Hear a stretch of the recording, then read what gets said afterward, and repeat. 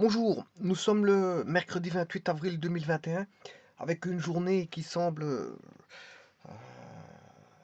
plus ou moins s'écouler de la même manière que les journées précédentes, c'est-à-dire avec une clarté. Simplement que la clarté a diminué ici. Enfin, je dirais, elle n'a pas diminué, c'est pas ça, mais on a de plus en plus de passages nuageux blancs. Mais bon, on a toujours cette clarté, cette forme de clarté, une forme d'ensoleillement, mais avec une température qui n'est pas forcément, qui ne reflète pas la clarté. Il y a la clarté, il y a la visibilité, il y a la luminosité, il y a tout ce que vous voulez, mais on ressent quand même qu'il y a un décalage entre ce qu'on aperçoit.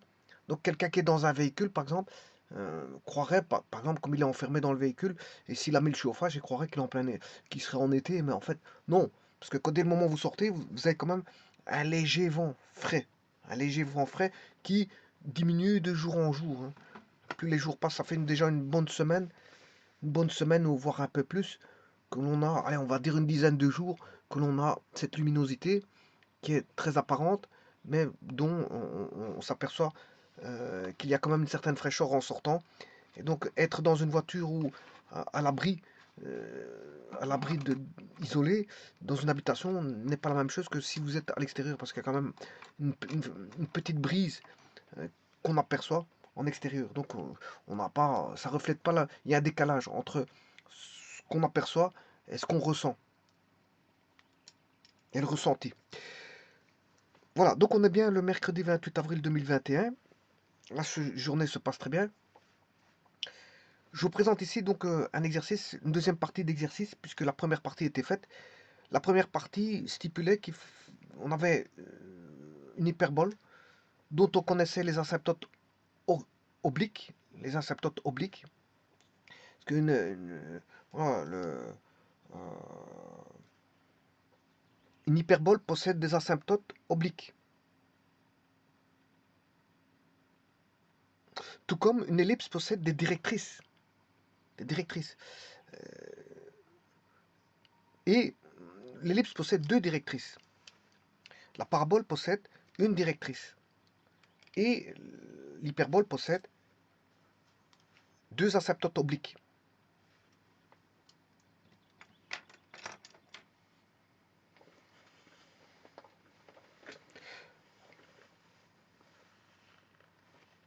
Donc on pourrait entrevoir que le cercle ne possède rien. Il ne possède rien, quoique il possède tout. Parce qu'en fait, euh, il a, le cercle est un cas particulier de symétrie parfaite. C'est-à-dire qu'il a un grand axe et un petit axe, et notamment des asymptotes obliques. Qu'on les mette ou qu'on ne les mette pas, généralement on ne les met pas, parce que tout est symétrique. Tout est symétrique. Voilà, on ne va pas dessiner un quart de cercle et faire la symétrie du quart de cercle. Non, un compas suffit à dessiner tout le cercle. On ne fait pas voilà, le dessin sur un quart de cercle, et puis on ne fait pas la symétrie euh, verticale, c'est-à-dire par rapport à l'axe des Y, et puis par rapport à l'axe des X, on ne fait jamais ça. On dessine le cercle en une fois. En une fois. Par contre, pour les hyperboles, on peut dessiner une une branche vers le haut, on fait la symétrie par rapport à l'axe des X, en essayant voilà, d'être le mieux possible, en passant le mieux possible à côté, à côté, parce que une asymptote, on ne touche jamais une asymptote, hein. Au mieux, à côté de l'asymptote, on essaie de passer au mieux à côté on va dire, de s'approcher de plus en plus de l'asymptote, sans jamais la toucher. Parce qu'une asymptote, bon, a pour vocation de donner une direction qui est intouchable, hein. Une direction de la courbe qui est intouchable. Cette direction qui est reprise par une droite ne sera jamais touchée par la courbe. Donc, on peut dessiner l'hyperbole sur une branche, faire une symétrie par rapport à l'axe OX, et ensuite faire une symétrie par rapport à l'axe OY, tout en dessinant la courbe le long de ces asymptotes. Donc, asymptote oblique. Donc, voilà, la spécificité de l'ellipse, c'est qu'elle a ses directrices. c'est qu'elle a ses axes de symétrie, elle a son centre de symétrie. Le cercle, c'est un peu tout, elle a tout, c'est une ellipse particulière où tout est symétrique, hein. Tout est symétrique, c'est la parfaite symétrie. C'est normal, c'est par la définition du cercle, hein. Le cercle, c'est le lieu des points à équidistance. C'est le lieu des points situés à équidistance d'un point fixe appelé le centre. Donc si tout est équidistance, tout est symétrique. Par définition, tout est symétrique. Alors que l'ellipse, soit elle est allongée verticalement, horizontalement ou en oblique, mais ce qui veut dire que ça augure qu'il y a un allongement d'une direction par rapport à l'autre, mais tout en gardant une symétrie. Ça veut dire qu'on aura deux cercles. Deux cercles vont définir l'ellipse, si vous voulez. Et on aura la même chose pour l'hyperbole, parce que l'hyperbole, c'est tout simplement une figure ouverte, alors que l'ellipse, c'est une figure fermée. Donc on aura aussi voilà, des axes de symétrie pour l'hyperbole. Soit on a des axes de symétrie qui sont sur les axes OX, OY, à ce moment-là, on a, on aura une, une courbe centrée à l'origine, sinon elle sera décalée par rapport à une certaine direction. On aura une courbe décalée. Et donc, tous les axes, on va dire de symétrie, seront décalés par rapport à l'axe OY. OX, OY. On aura un décalage avec une rotation, c'est ce qu'on appelle, on aura une ellipse en rotation, une hyperbole en rotation, etc. Par contre, un cercle, si je fais la rotation d'un cercle, c'est comme si on avait, comme elle est symétrique, complètement symétrique, c'est comme si on avait une translation, hein. On parlera pas de rotation d'un cercle parce que bon, le cercle étant symétrique lui-même, bon, si vous avez déplacé le cercle en rotation, c'est comme si vous avez fait voilà, une translation, c'est la même chose, hein. C'est comme si on avait fait une translation. Parce que la figure est parfaitement symétrique à la base. Alors, ceci étant dit, on va rechercher donc l'équation. L'équation d'hyperbole a été déjà trouvée dans... Je vous mettrai un lien de cette équation, comment elle a été trouvée. Mais connaissant des asymptotes, on peut trouver, si vous voulez, le A et le B. Puisque le coefficient angulaire donne le A et B, et il suffit de calculer le C par C carré est égal à A carré plus B carré. On a le C. On détermine le C, bien sûr, si on a C carré, on sait déterminer le C par la racine carrée. Et on a un sommet. Oui, non, on avait un sommet. On avait un sommet aussi, on avait un sommet. Donc avec le sommet et le coefficient angulaire, on sait déterminer les éléments ABC. Sachant qu'ici, elle est décalée, c'est ça, l'astuce, elle est décalée, hein.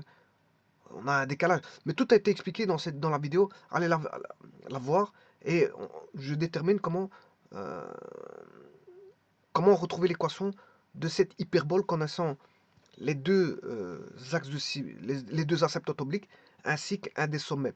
À partir de là, on sait retrouver l'équation de cette hyperbole. Bon, la question était déjà développée dans une vidéo précédente. Je vous mettrai en lien la vidéo de toute façon. Et ici, on demande de rechercher l'équation de la tangente à cette hyperbole dont le coefficient angulaire vaut 5 quarts. Alors, je rappelle qu'une droite, c'est y égale mx plus p. Enfin, il y a d'autres façons de montrer la droite, hein. Il y a beaucoup voilà, d'équations qui peuvent montrer qui sont des équations de droite. Il y a d'innombrables équations qui sont des équations de droite. Mais celle qui sied le mieux dans ce cas de figure, c'est y égale mx plus p.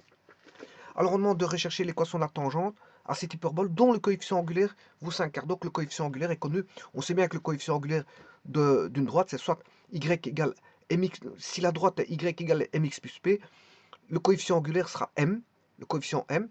Si la droite est y égale ax plus b, le coefficient angulaire, ce sera a.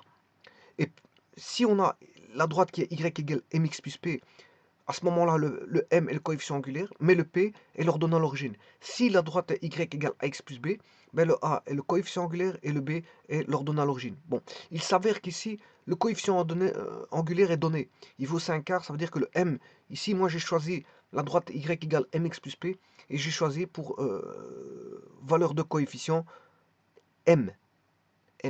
Mais sachant que m vaut 5 quarts, donc je remplace m par 5 quarts, donc il restera y égale 5 quarts de x, où 5 quarts vaut m, plus p, et le p, je dois déterminer le p, donc ayant déterminé le p, la droite sera connue. Donc il n'y a qu'une seule inconnue au niveau de l'équation de la droite, son coefficient angulaire est connu, mais son ordonnée à l'origine n'est pas connu. Alors après, quand il vous demande de trouver la droite, il vous demande de préciser les points de contact. Les points de contact, bon, chose que je n'ai pas fait ici, effectivement, mais je pourrais le faire par après. Je ne l'ai pas fait. Il faut que je fasse encore ça. Je viens de remarquer que je ne l'ai pas fait. Je n'ai pas précisé les points de contact, c'est pas grave, je vais le refaire, hein, c'est pas un souci.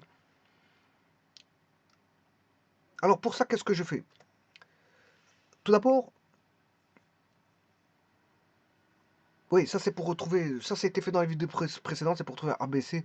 J'ai expliqué ça, ça n'a pas d'importance ici. Tout d'abord, l'équation de l'hyperbole a été trouvée. C'était x plus 5 au carré sur 16 moins y carré sur 9 égale 1. Elle a été trouvée. Voilà. Et il faut faire l'équation avec 5 quarts de x plus p. Voilà. Donc la droite, c'est 5 quarts de x plus p. Donc c'est juste, je vous rappelle que les coniques, c'est souvent du second degré. Hein. Ce n'est que du second degré de toute façon. Mais quand on y a introduit une droite, ben c'est du premier degré qu'on insère dans du second degré. Donc on aura des équations du second degré. Hein. Si vous mettez du premier degré dans du second degré, on obtient du second degré. Bon. Simplement ici, euh, y égale 5 quarts de x plus p, qui est, si vous voulez, la tangente. C'est une tangente. Hein. C'est une tangente. Et cette tangente-là, en fait, euh, cette tangente, donc elle a un coefficient angulaire donné, il y aura deux tangentes. Deux tangentes, je vous le dis tout de suite. Il y aura deux tangentes, elles seront parallèles parce qu'elles ont le même coefficient angulaire, ça, fatalement, de facto. Simplement, elles n'auront pas le même P. Donc pourquoi ils n'auront pas le même P? Parce qu'il y aura deux tangentes, donc deux P. Pourquoi deux P? Parce que c'est des équations du second degré. Donc vous comprendrez qu'il y a deux solutions, et les deux solutions, ce seront les deux P qui vous seront données. Alors comment on résout un tel système? Eh bien, on va résoudre le système de telle manière à se dire qu'on a la conique, qui est l'hyperbole, et la tangente. Mais que quand on fera l'intersection, il n'y aura qu'un seul point d'intersection, ce qui veut dire qu'il faudra définir un delta égale 0. Alors comment on fait ça? Je remplace le y de la droite dans le y de l'hyperbole, c'est ce qu'on appelle une substitution. On substitue le y de la droite dans le y de l'hyperbole, c'est ce que je fais tout de suite. Donc on aura x plus 5 au carré sur 16 moins 5 quarts de x plus p, voilà. Ça c'est le y que j'ai remplacé dans le y carré. Bien sûr, il faut mettre au carré parce que c'est y carré. Le tout sur 9 égale 1. Il ne reste plus qu'une équation. Alors, pour aller voir ça,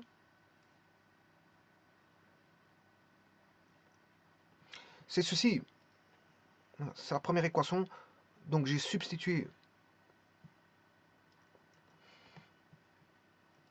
les deux équations sont là. On a l'équation de l'hyperbole et l'équation de la tangente que je vais appeler t. On a les deux équations.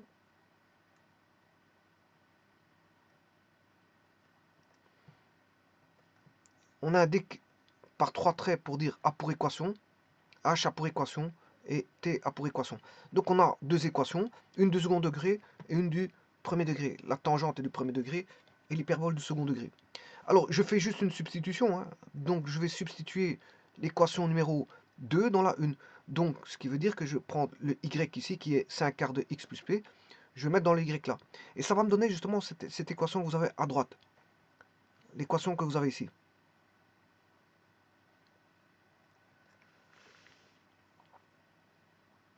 Alors, dites-vous bien que équation du second degré rime euh, avec, avec delta. Il rime avec delta, donc c'est un petit peu embêtant. Ici, dans ce genre d'équation, c'est simple. C'est toujours la même chose. Mais le problème, c'est de ne pas se tromper dans les calculs. C'est surtout ça, parce que c'est vite souci. On est vite à vite faire une erreur de calcul. On est vite voilà, passible de faire une erreur de calcul. Et ça, c'est n'importe qui. N'importe qui va faire ce genre de calcul. Ben, il va être emberlificoté dans les calculs. C'est-à-dire que bon, il doit faire attention tout, à tous les produits, à toutes les sommes. Et il risque, je veux dire, à un moment donné, euh, voilà, de faire une petite erreur. Mais malgré tout, si l'erreur est là, ben, ça constitue, je veux dire, voilà, une recherche qu'il devra faire pour retrouver l'erreur. Parce que il suffit d'une erreur pour que le résultat ne soit pas bon. Donc il devra tout recalculer ou revérifier ou contrôler tout. Contrôler tout, et ça demande du temps. Et donc parfois une erreur peut engendrer une autre erreur de calcul. Et le problème il est là.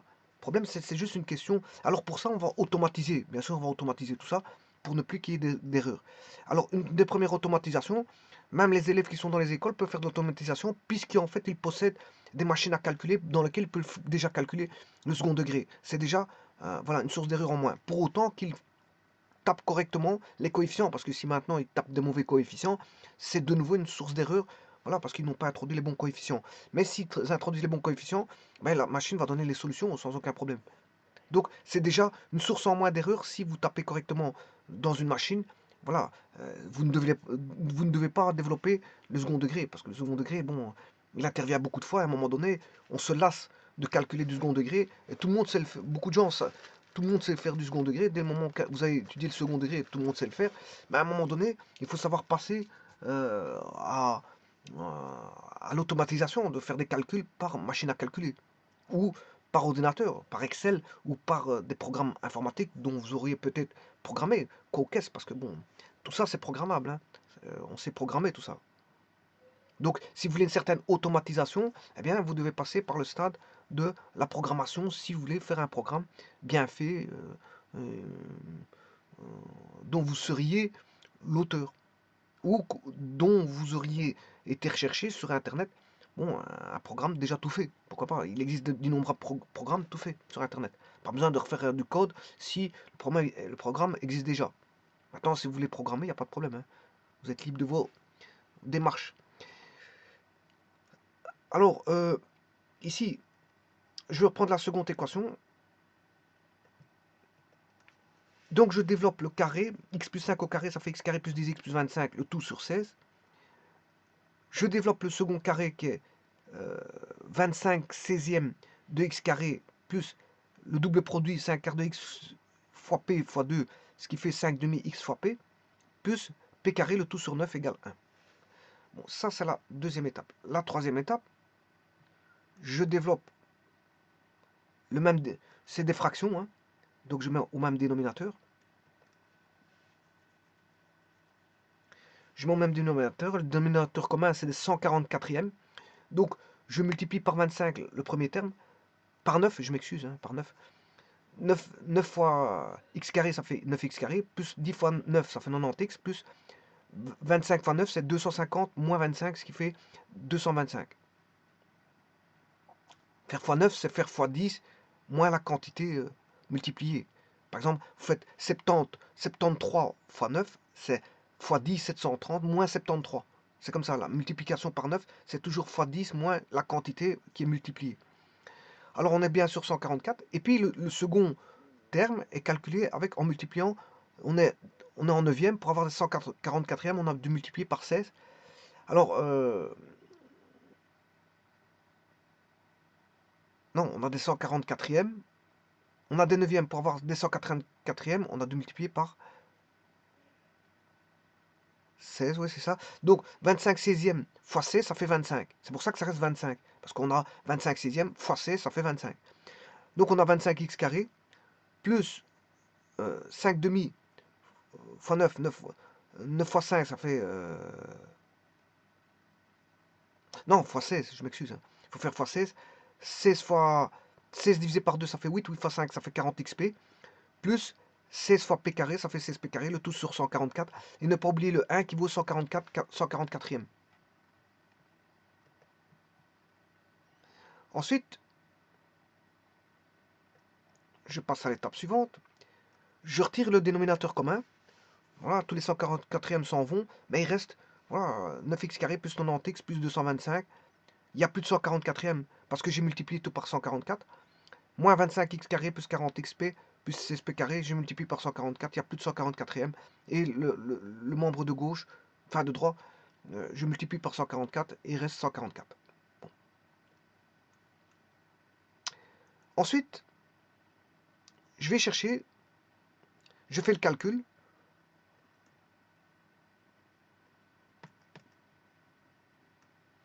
Et je rassemble, bien sûr, si j'ai un polynôme, j'ai une somme de polynômes, voilà, du second degré je soustrais du second degré avec du second degré.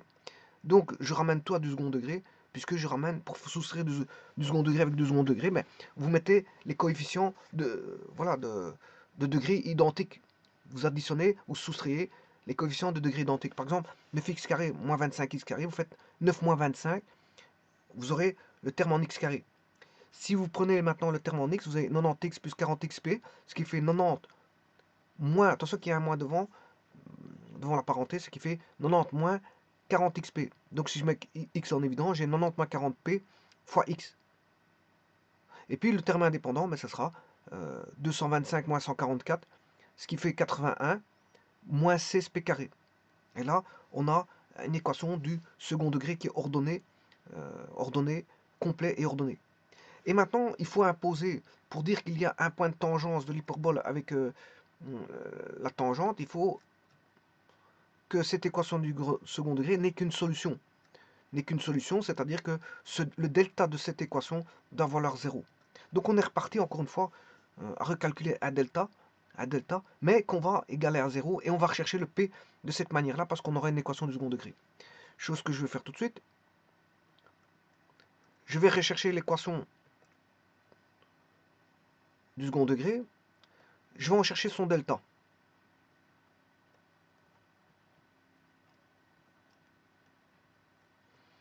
Donc delta égale 0. Enfin, je m'excuse, je ne vais pas rechercher son delta, je vais imposer delta égale 0. Je vais le faire tout de suite. Et ça, c'est pour assurer un seul point de tangence.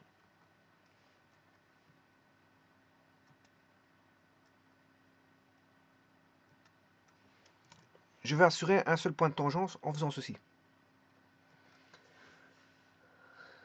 Donc, je vais chercher le delta. Delta, c'est b carré, moins 4 fois a fois c. Or, le b, c'est 90 moins 40p, c'est le coefficient en x. 90 moins 40p au carré, moins 4 fois a fois c, et c, c'est 81 moins 16p carré. Alors, ne pas se tromper, parce que ici, je me suis trompé avec un signe. Bon, ouais, quand vous vous trompez, il faut chercher où est l'erreur. Je vous ai dit, voilà. Ici, pour finir, j'ai fini par trouver l'erreur, mais parfois, il s'agit d'un bêtise de moins qui n'est pas bon, et qui vous gâche voilà, votre rythme. Il vous gâche votre rythme. Effectivement, je me suis trompé, c'est pour ça que j'ai un grand moins qui est moins 16. Voilà, mais ça, voilà, j'ai résolu tout ça. Il n'y a pas de problème. Il n'y a pas de problème, maintenant, tout est bon. Donc, b carré, c'est 90 moins 40p, le tout au carré, puisque c'est b carré, moins 4, c'est toujours moins 4, fois a.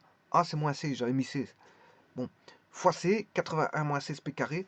Et là, je développe ceci. Bien sûr, je dois imposer égal 0, vous aurez compris, parce que le delta doit être égal à 0. Donc j'impose que c'est égal à 0. J'impose que c'est égal à 0. Mais encore faut-il le transformer, puisqu'en fait, je dois avoir une équation du second degré, cette fois-ci en P. Une équation du second degré en P, c'est ce que j'obtiens ici. En faisant 90 au carré, ça qui fait 81 avec 2 zéros, ça fait 8800. Le double produit, c'est 9 fois 4, 36 fois 2, 72, mais avec 2 zéros, c'est 7200p. Et 40 au carré, c'est 4 au carré, ça fait 6, avec 2 zéros, ça fait 1600p carré. Moins 4 fois A fois C. Alors, je rappelle que 4 fois A, moins par moins, ça fait plus. Donc, j'aurai 4 fois 16 fois 81, j'aurai 5184. Puis, moins 4 fois moins 16 fois moins 16, P carré, ce qui fait moins par moins, moins, avec un moins, enfin, moins par moins plus, avec un moins, ça fait moins. Donc, il va rester 4 fois 16 fois 16, ce qui fait 256 fois 4, quand on sait que 256 est un nombre utilisé en informatique avec les octets. Et voilà, si on a un octet, c'est 8 bits, c'est 256. 256 possibilités de mettre des valeurs chiffrées sur 8 bits. Voilà, ça c'est 256. Mais si vous faites 4 fois 8 bits, ben, vous aurez 1024. Qui est voilà, 1024 bits, c'est 1 kilo octet. Donc voilà, 250. C'est pour vous dire juste que 256 fois 4, c'est 1024. C'est juste ça. Alors bien sûr, ne pas oublier le p carré. Alors maintenant, nous voilà avec une équation du second degré en p carré dont j'ordonne euh, j'ordonne euh, les coefficients. Je mets les coefficients en p carré d'abord. C'est un polynôme en p carré, en l'indéterminé p. 576 p carré qui vient de 1600 moins 1024, ça fait 576 p carré, moins 1200 p, et puis il suffit de faire 8100 plus 5184, ce qui fait 13284 égale 0. Et vous devez résoudre ça, soit vous le faites par la machine ou manuellement, mais évitez le manuel parce il y a suffisamment de calculs ici, et vous risquez de vous tromper. Voilà, il y a suffisamment de calculs ici. Prenez votre machine et faites-le. On sait bien que vous savez calculer du second degré. Bon, les compétences ici, ce n'est pas les compétences du second degré parce que, arrivé ici, les compétences du second degré sont maîtrisées. Donc on n'a pas à vous demander de prouver si vous savez faire du second degré ou pas ici, hein. C'est comme quand on fait de la chimie au niveau des pH. On sait bien que, bon, arriver à faire des pH en chimie, c'est que vous maîtrisez le second degré. Donc, maîtriser le second degré, ça veut dire qu'on sait très bien que vous savez calculer une équation du second degré, donc autant la calculer à la machine. On ne vous demande pas si vous allez être compétent de savoir calculer du second degré, ça n'a rien à voir. Le second degré, tout le monde peut se tromper dans le second degré, et même bon, un professeur voilà, de mathématiques ou n'importe qui fait du calcul du second degré, à un moment donné, déjà, il va en avoir marre de calculer du second degré, ça c'est sûr et certain, tellement qu'il le fait. Bon, il voit beaucoup d'équations du second degré, et à un moment donné, il peut en avoir marre aussi, pourquoi pas. Bon, maintenant, lui, un professeur, il va automatiser ça, hein. Bon, il va automatiser ça de manière à trouver plus facilement. Mais les élèves aussi doivent automatiser plus facilement. Parce que je veux dire, la compétence ici, c'est pas de savoir si vous savez calculer du second degré. Parce qu'arriver ici, celui qui ne sait pas faire de calcul, il doit oublier de faire des coniques, hein. Les coniques, c'est le traitement du second degré. Il doit être capable de calculer du second degré. Et donc, fatalement, on sait qu'il sait calculer du second degré. On sait qu'il sait calculer un delta avec, bon, trouver les solutions. Voilà. Mais si c'est passé par une machine, qu'il le fasse, hein. Voilà, qu'il le fasse. On sait bien que tout le monde, enfin, la plupart des gens qui maîtrisent, enfin qui font des coniques, savent calculer du second degré. Le tout, c'est pas de se tromper, mais l'erreur est vite arrivée. Donc le but, c'est pas de vouloir faire du second degré. Et voilà, et faire des erreurs tout azimut à droite à gauche et s'empêtrer dans des erreurs sur erreurs. Voilà, donc ici, facilitez-vous la tâche par une automatisation de l'équation du second degré. Et bien, voilà, et en cherchant les solutions, ben, on trouve les solutions de P. On aura P. Donc bien sûr, il y aura deux solutions, parce que je vous ai dit qu'il y a deux équations. On aura P1, P2, c'est-à-dire qu'on aura Y égale 5 quarts de X plus P1, et Y égale 5 quarts de X plus P2. Bon, je vais vous montrer tout ça à l'aide de GeoGebra.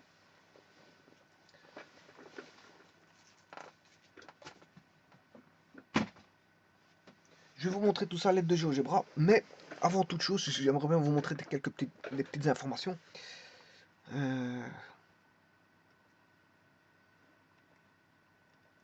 J'aimerais bien vous montrer d'abord des petites vos informations avant de calculer quoi que ce soit. Donc, la donne, c'est quoi? C'est qu'on a une hyperbole. Je vais vous la donner dans un instant. Mais je vais résumer, hein. On a voilà, une hyperbole. On a le coefficient angulaire qui vaut 5 quarts. Et voilà, 5 quarts. Ils sont parallèles, hein.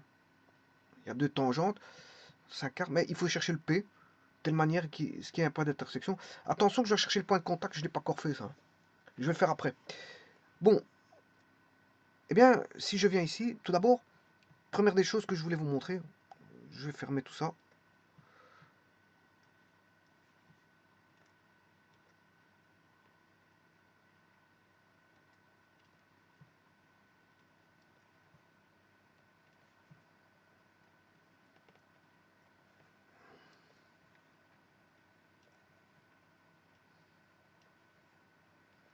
Bon, première des choses. Si je tape une équation de la sorte, ben vous avez une ellipse, c'est normal, j'ai marqué x plus 5 au carré sur 16, plus y carré sur 9. Bon. Alors si je vais dans propriété, bien sûr, la définition, je l'ai mise comme ceci, parce qu'il y a une autre définition voilà, de l'équation d'une ellipse. Par exemple, regardez bien, je vais vous mettre une ellipse.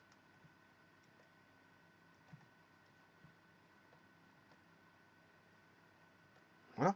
Il a créé une ellipse, regardez comment il l'a mise. Il a mis l'équation, voilà, sous forme de ax carré plus by plus bxy, je m'excuse, plus cy carré plus dx plus ey plus, plus f. Plus f. Mais il a mis le f de l'autre côté du membre. Normalement, il faut faire égal 0 parce que c'est une équation. Vous voyez qu'il l'a mis comme ça. Bon, mais moi, ici, elle n'est pas mise comme ça. Hein.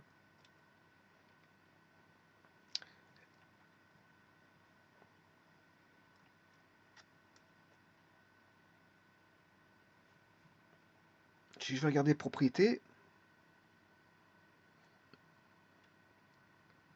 ce sont des propriétés d'algèbre, bien sûr. Hein. Donc l'algèbre, couleur, avance, algèbre, il est là. L'onglet algèbre, elle est mise comme ça. Elle est mise comme ceci. Voilà. Donc ax carré plus bxy plus cy carré plus df, enfin plus dx plus ey égale f. Bon, normalement, le f, il est de l'autre côté, on fait égal 0. Mais bon, ici, ils l'ont défini comme ça. C'est eux qui sont maîtres du logiciel. C'est eux qui l'ont défini suivant leurs règles. Mais ça, c'est une manière. Mais il y a une autre manière, hein, bien sûr. Il y a une autre manière, c'est comme je vous l'ai écrite. Donc, il y a la manière qui est là. T, ellipse. Voilà, ça, c'est une ellipse. Mais écrire une ellipse, c'est aussi x carré sur a carré plus y carré sur b carré égale 1. Et quand je vous dis ça, elle est centrée. Hein. Parce que quand vous voyez x plus 5 au carré, elle est décentrée, elle est à gauche. Hein. Elle est à gauche de l'axe des y. Là, elle est décentrée. Voilà, elle est à gauche de l'axe des y. Alors ça, c'est une ellipse. Maintenant, attention, regardez cette courbe-là. Ça, c'est des produits. Hein. J'ai fait x plus 5 au carré fois 1/16 fois y carré sur 9 égale 1. Donc vous voyez qu'ici, bon, on a toujours une courbe. Je dirais une belle petite courbe même, avec des asymptotes. Mais il n'y a pas de plus ici. Et le seul plus qu'il y a, c'est dans le x plus 5 au carré. Ça veut dire qu'elle est décalée. Voilà, si je la décale, je retire le x plus 5. Voilà, je vais garder le x carré. Voilà, j'ai ceci. C'est ce qu'on appelle, bon, des hyperboles. C'est une hyperbole, mais c'est 4 hyperboles, si vous voulez. C'est 4 hyperboles. On va dire c'est 4 hyperboles. Bon, mais ça, c'est une chose. Alors maintenant, ça m'intéresse pas. Ceci. Ceci, c'est toujours une hyperbole. Regardez que entre l'ellipse et l'hyperbole, il y a juste un moins qui diffère. Hein. Et alors ici, j'ai pris, à la place de prendre x plus 5 au carré, sur 1/16, j'ai moins x carré, j'ai mis un moins, et j'ai pris le y pour x. Regardez l'ellipse ici, je prends l'ellipse là. Là, j'ai mis x plus 5 au carré fois 1/16 plus y carré sur 9 égale 1. Par contre, là, je remplace le x par y.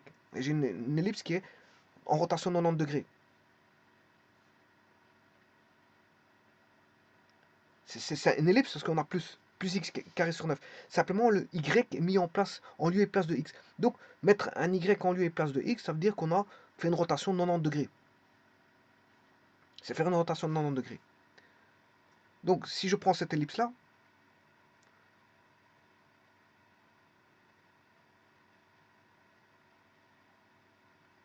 ça c'est une ellipse. J'ai pris y pour x, mais si je mets la bonne ellipse, elle est, je sais pas ce que j'ai mis,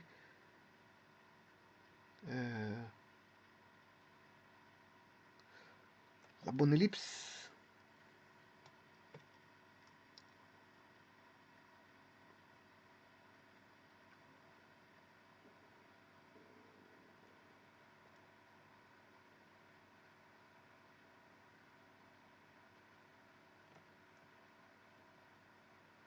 oui, c'est K,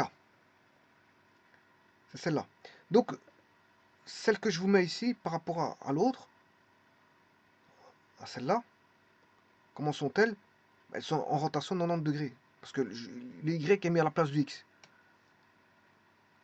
Ils sont en rotation de 90. Donc je vais travailler avec bien sûr, non pas celle-là, C'est celle-là, je travaille avec celle-là. Il faut trouver les tangents de celle-là.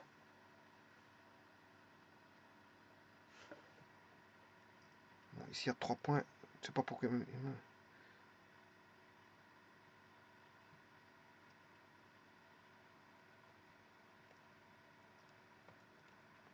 Voilà, donc je vais trouver la tangente de celle-là. C'est celle-là. Bon, maintenant, ça fait artistique de mettre ceci. Hein. Vous aurez compris qu'on obtient vite un côté artistique quand vous mettez les équations.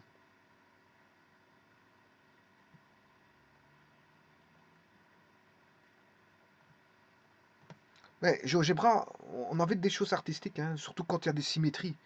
Quand on a beaucoup de symétries, ben, on a des choses qui se présentent de manière artistique.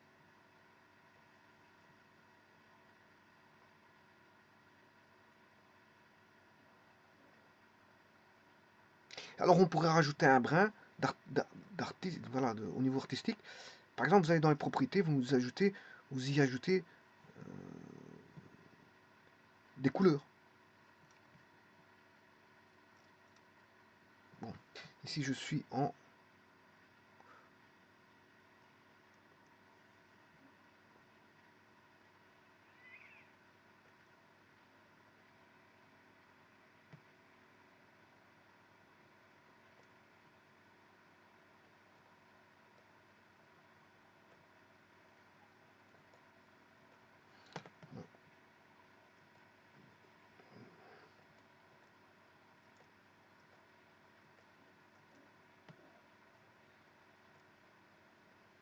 Alors, je vous disais qu'on avait quelque chose d'artiste, je vais vous montrer, puis je passe au calcul.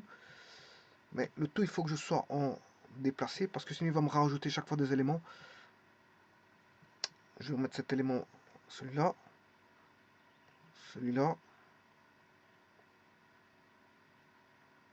celui-là. Alors, par exemple, je veux les propriétés de celui-ci, vous allez dans les propriétés de celui-là, vous allez dans les couleurs, bien sûr, vous faites opacité. On a une certaine opacité de couleur, bon, vous prenez la couleur que vous voulez. Hein.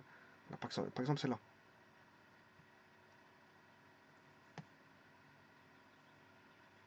Voilà, donc je vous disais qu'on a envie de quelque chose d'artistique.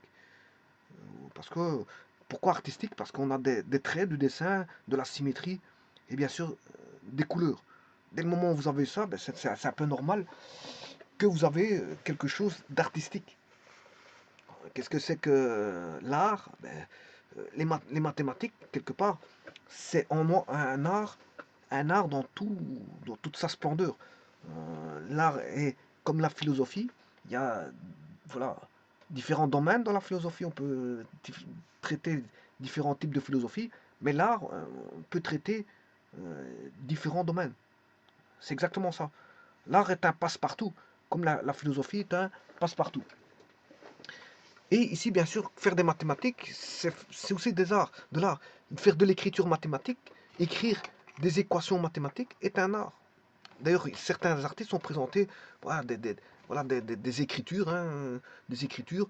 Il y a l'art de l'écriture. Par exemple, je pense à la calligraphie. Je pense, certains artistes ont déjà fait des travaux concernant uniquement des écritures mathématiques, uniquement euh, des écritures manuelles. L'écriture manuelle constitue un dessin, et le dessin peut être un art en soi, tout peut être un art. L'art est un passe-partout. Et donc, en mathématiques, écrire des équations est une forme d'art. Faire du dessin mathématique, c'est d'office. Voilà, il y a des symétries. Et l'art n'est pas obligé d'avoir des symétries. Hein.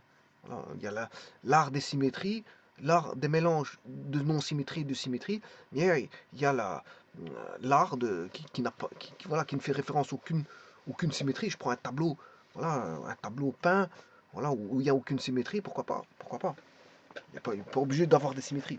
Et donc, vous voyez qu'ici, on peut constituer une forme d'art par le dessin et par les écritures. Bon, bah ici, bon, je ne fais pas de l'art. Ici, ce que je fais tout simplement du calcul. Donc, ce qui va dire que, bon, je vais éliminer ce qui ne m'intéresse pas dans ce que je vous ai dit. Et je vais traiter, voilà, cette hyperbole. Et on va chercher son équation. Bien sûr, j'ai tout, hein, j'ai tout parce qu'en fait, l'équation du second degré, elle est là. c'est 576 p carré moins 7200 p plus 13284. Bon, je vais traiter ça avec GeoGebra, bien sûr, parce que, bon, il faut une machine à calculer pour calculer les joues en degrés programmable. Celle-là calcule pas, voilà le. Et alors, ici, vous faites quoi? Ben, je vais chercher donc l'équation qui est là. L'équation est ici, hein. C'est cette équation-là que, voilà, 576. Je dois mettre x carré à la place de p. Voilà, je l'ai. Et bien sûr, je vais la résoudre. Je tape résoudre g. Parce que g, c'est 576 au carré, x carré, moins 7200x, plus 13284. Je tape résoudre. Bon, vous tapez résoudre. Comme la courbe du second degré, c'est g. Hein, g. Voilà, il va me donner les solutions, mais je l'ai déjà fait. Voilà. Maintenant, je peux résoudre l'équation, la conique. Hein. Je peux résoudre K. Je vais résoudre K. Ici, je n'ai pas résoudre K parce que ça ne m'intéresse pas, mais c'est pour vous montrer que je peux résoudre la conique K.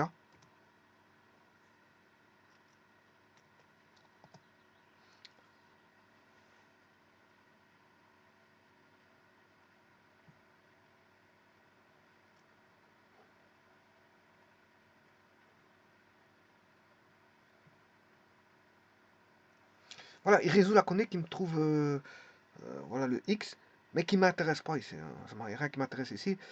Voilà, donc ça ne m'intéresse pas ici. C'est pour vous dire qu'on sait résoudre les équations du second degré. C'est juste ça. Qu'elles soient mises de façon explicite ou implicite, ça ne change rien. Il vous la résout quand même. Alors, oui, il la résout, donc il a trouvé 9 quarts et 41 quarts. Et 9 quarts et 41 quarts, ben, j'ai maintenant le P. C'est 3 quarts léger à droite, 3 quarts de X. Par contre, l'équation de la droite, c'est 5 quarts. Pas 3 quarts. Ouais, le coefficient angulaire fait 5 quarts.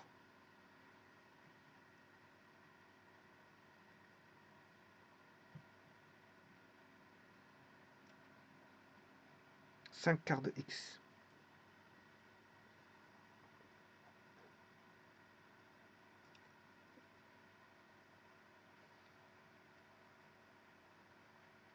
Bon, je sais pas qu'est-ce que j'ai fait, je sais pas ce que c'est que ça. 3 quarts. Oui, ce sont les asymptotes. Hein. Je m'excuse, 3 quarts. 3 quarts plus. Voilà, ça n'a rien à voir. Ça, euh, c'est l'asymptote. Ça, c'est une asymptote. Voilà, et ça, c'est une seconde asymptote.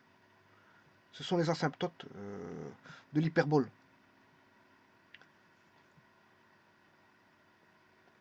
Ce sont les deux asymptotes de l'hyperbole. Que bon, c'était défini dans l'exercice, dans l'énoncé. Mais la droite, c'est 5 quarts de x plus 2,25. Voilà, la première tangente. Et la seconde tangente, c'est p de x, 5 quarts de plus 10,25. Et 10,25 vient de 9 quarts et 41 quarts. Bon, ça vient de là, le fameux 2,25 et 10,25, ça vient de 9 quarts et 41 quarts. Bon, maintenant, je vais aller chercher le point d'intersection, puisqu'on connaît tout.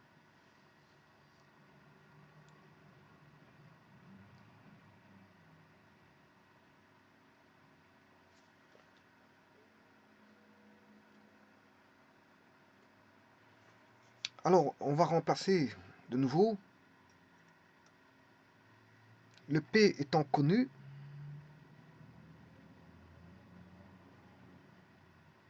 on a l'équation. Hein, maintenant, on a l'équation.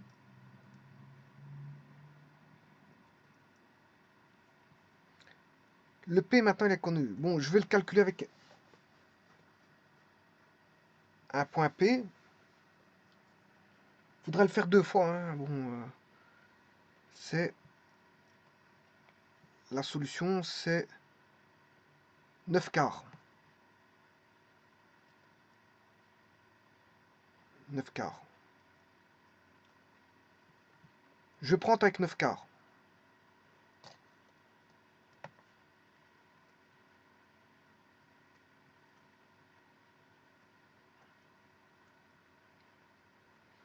Alors, si je remplace 9 quarts là-dedans,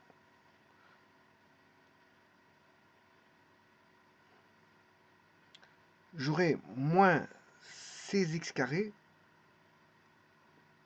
plus 90 moins 40 fois 9 quarts. Pourtant que je sache écrire 9 quarts correctement parce que j'ai du mal. 9 quarts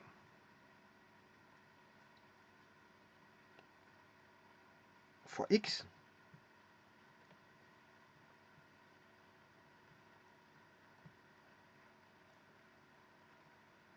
plus 81 moins 16 p carré, c'est 81 16e égale 0. Il faut résoudre cette équation-là. Voilà. Donc on aura 40 divisé par 4, ça fait 90. Non, donc ça c'est simple parce que on aura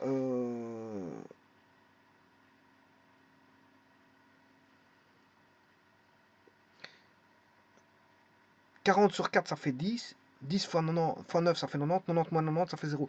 Donc au niveau du B, ça vaudra 0. Donc on aura moins 16x carré.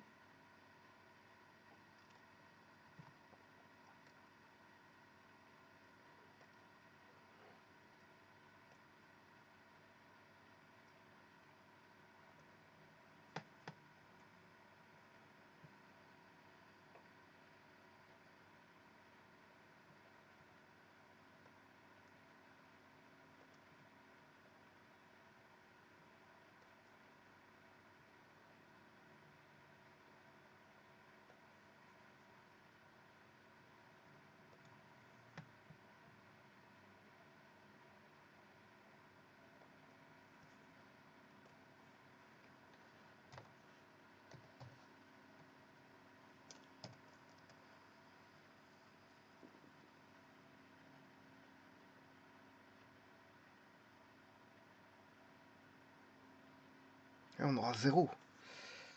0, x égale 0.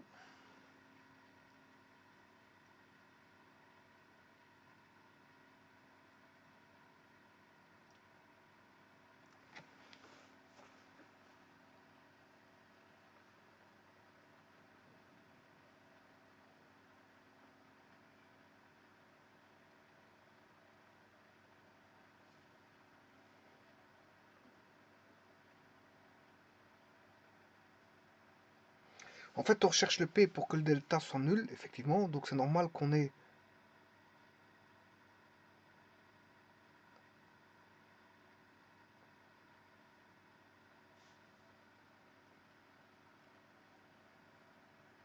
delta égale 0. Donc ce qui veut dire qu'on aura... La solution, c'est moins B sur 2A.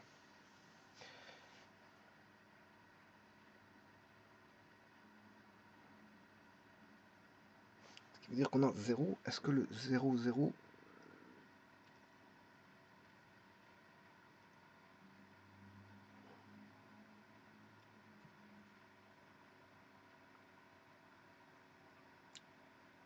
Oui, c'est ça. Ça, hein. C'est juste, si je fais l'intersection de la droite, on s'en est bien en 0. Hein.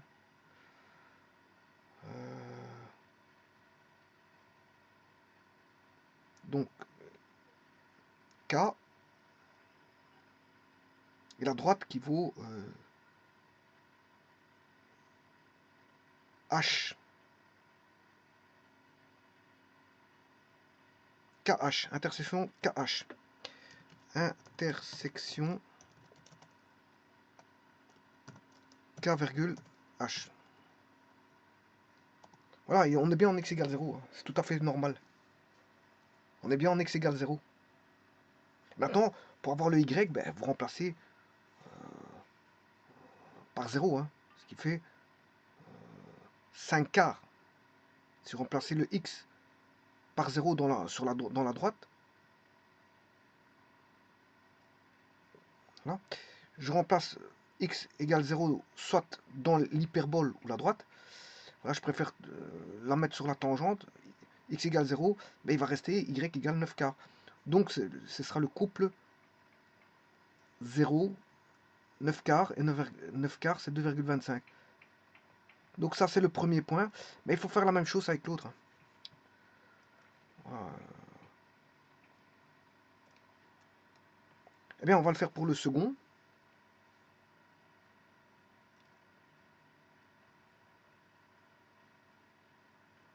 Alors la droite c'est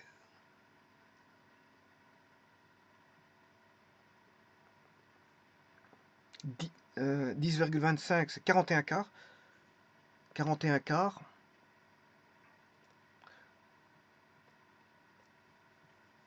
Vous prenez 41, ici c'est 41 quarts. Le 9 va être remplacé par 41. 41 quarts. 9 est remplacé par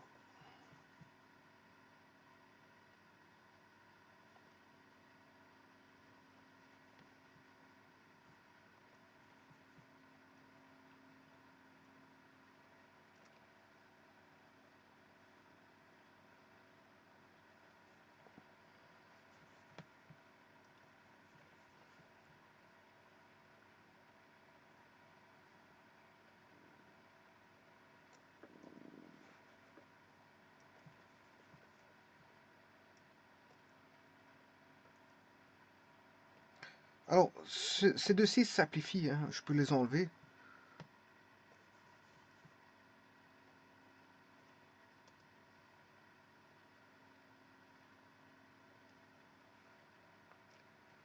Eh bien, on va écrire cette équation-là.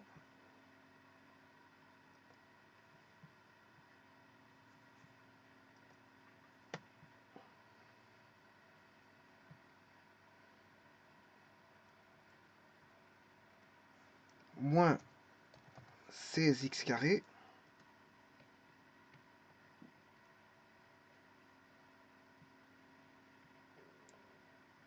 Non, moins 410.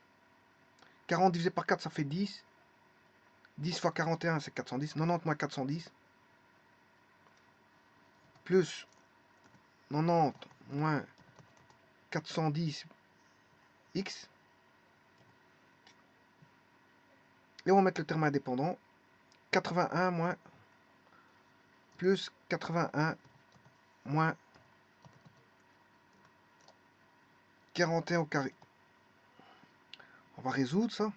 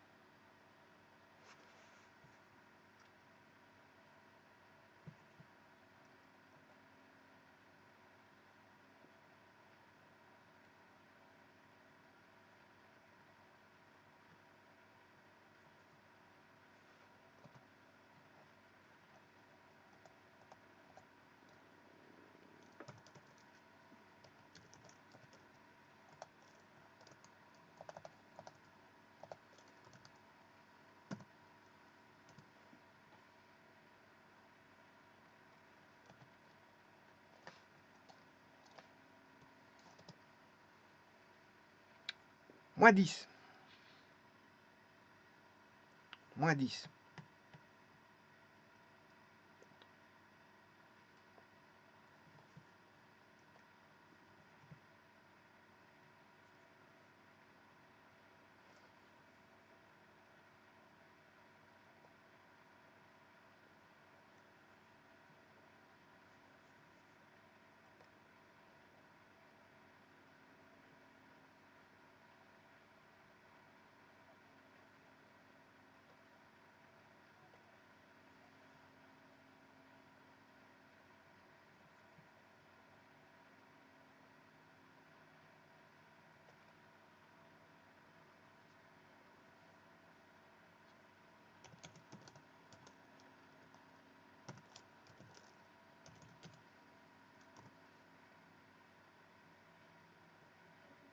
Alors la droite, c'est 5 quarts de x plus 10,25, c'est P. PK. Donc intersection PK ou KP. PK ou KP. Voilà, c'est juste moins 10. Alors vous allez voir, si vous remplacez le x dans la droite, moins 10,25, y égale 5 quarts de x, bon, je l'ai, hein. Je remplace par moins 10, P de moins 10, moins 9 quarts, ce qui fait environ moins 2,25. Voilà, donc vous avez tout, hein. Il suffit de remplacer dans la droite, hein. Le moins 10, c'est l'équation de la droite. Vous allez dans l'équation de la droite.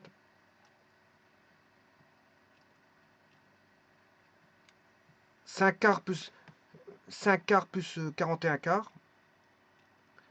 5 quarts de x plus 41 quarts.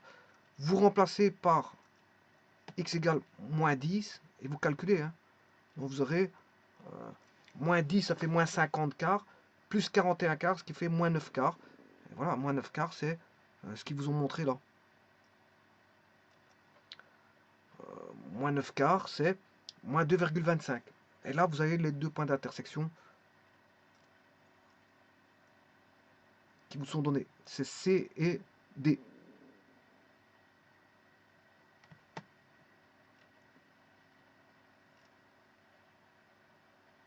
C et D.